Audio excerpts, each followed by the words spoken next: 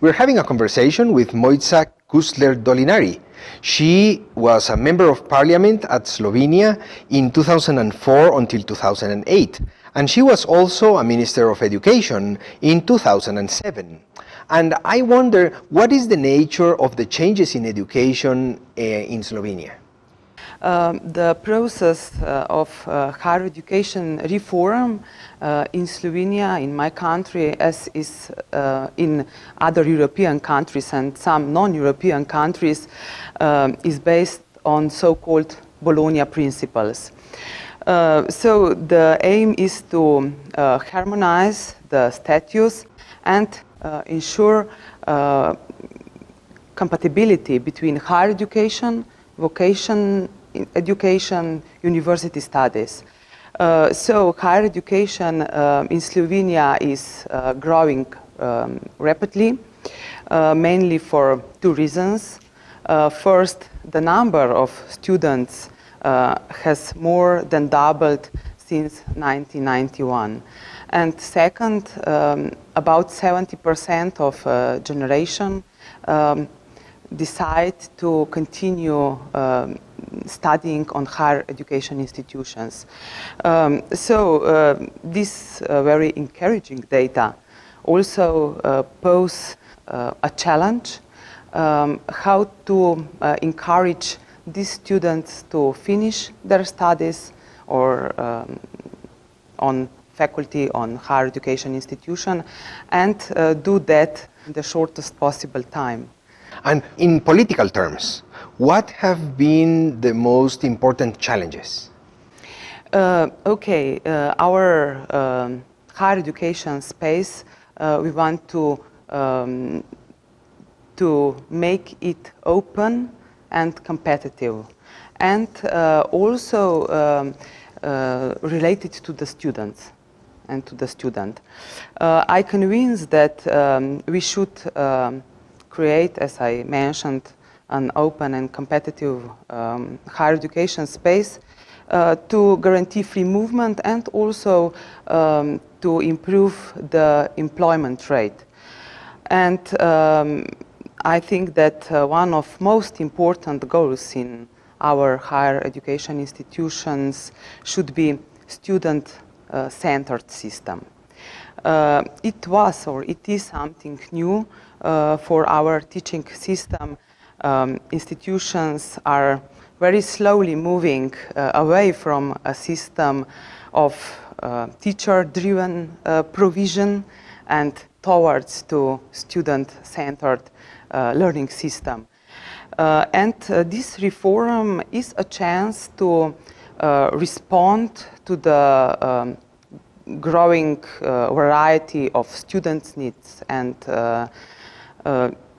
it will enable students to become the focal point of the studying system. And of course, it is a challenge for the politics, for the academic sphere, and society as a whole. Yes. How does education, this reform relate to freedom? We all know that creation of the personality of young people or of students is influenced from different things, from family, also friends, society, but the education is crucial. I'm sure, I'm convinced on that. And for a long time, universities have been environment or space for free market ideas, or they had to be the place. Of course, many higher education institutions still underestimate the potential benefits of sharing knowledge and the free market or business idea. This lack of openness with the free market is also seen in this career. So the ideas of liberty, of freedom, would not be only shared through the formal education system. Also through informal education as think tank groups or through the different conference, seminars, also the conference as we are here. And really thank you and congratulations for this opportunity to be in Guatemala and to share all those ideas and knowledge and good practice with experienced and very recognized people. Thank you, but I am tempted to do another question. And it is, what are the key elements to be aware of when you are about to begin with a reform?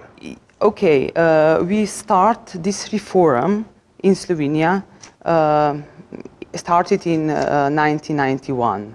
So the Slovenia became independent in 1990, and there in 1993 the first Higher Education Act was adopted. So through this we had many legislative